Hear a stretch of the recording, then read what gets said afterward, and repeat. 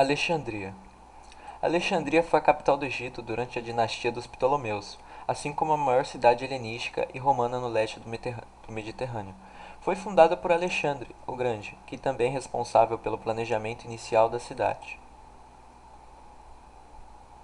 A organização mais detalhada do planejamento urbano coube, no entanto, arquiteto macedônico Deinocritus. A arqueologia em Alexandria é muito escassa e quase todo o conhecimento sobre a cidade vem de fontes textuais. Isso se deve ao fato de que a cidade antiga foi destruída e sobre o que se restou foi construída uma nova e grande cidade a partir do século XIX, o que também dificultou que fossem feitas campanhas de escavação. Boa parte da cidade também ficou submersa pela água do mar. Biblioteca de Alexandria. A biblioteca foi fundada no início do século III a.C. Após a descoberta do Templo de Amon por Hecateu de Abdera, Ptolomeu I Sóter resolveu criar uma biblioteca, incentivado por Demétrios de Faleri. Tendo obtido o consentimento para isso, persuadiu ao monarca de que uma biblioteca digna de um faraó deveria abrigar todas as obras já escritas. Demétrios informava ao rei o acréscimo às coleções da biblioteca.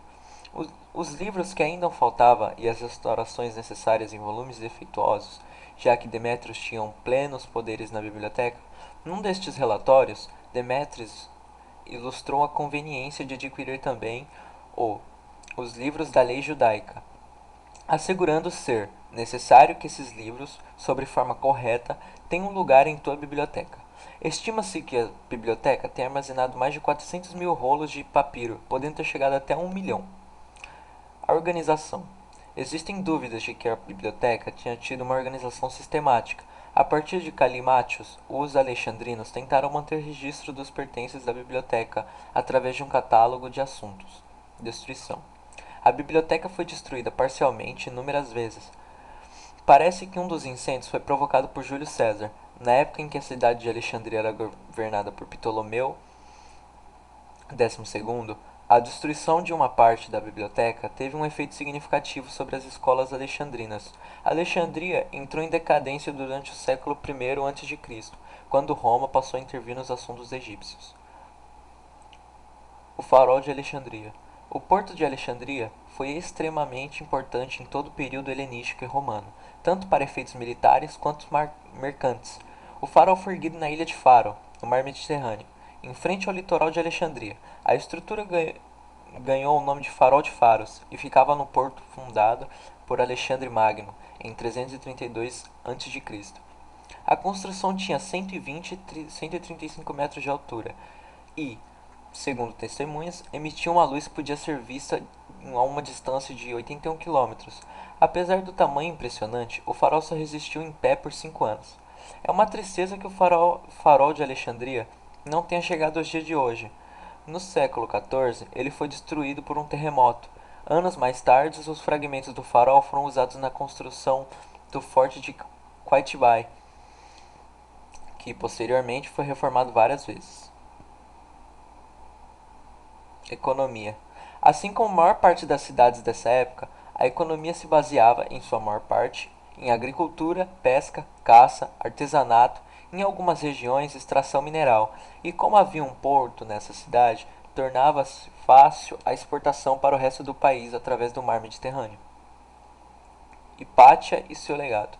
Hipátia nasceu por volta do ano de 355, em Alexandria, no Egito, sendo considerada a primeira mulher matemática que a humanidade tem registros. Hipátia desenvolveu trabalhos de ciências exatas e medicina. Também teve os seus projetos construídos: um astrolábio, instrumento naval, um hidrômetro e um higroscópio, material que absorve água. Fora os seus desenvolvimentos de estudos, que foi a aritmética de Diofanto de Alexandria, matemático grego do século III a.C., considerado o pai da álgebra. Hipátia tornou-se professora de matemática e filosofia após se retornar ao Egito, pois frequentava a Academia de Alexandria.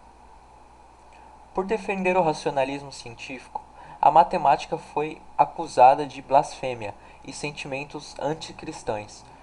Ela, no entanto, nunca declarou ser aversa do cristianismo. Na verdade, Hipátia dava aulas para as pessoas de diversas crenças religiosas, Hipátia foi assassinada em uma emboscada em que foi atacada na rua.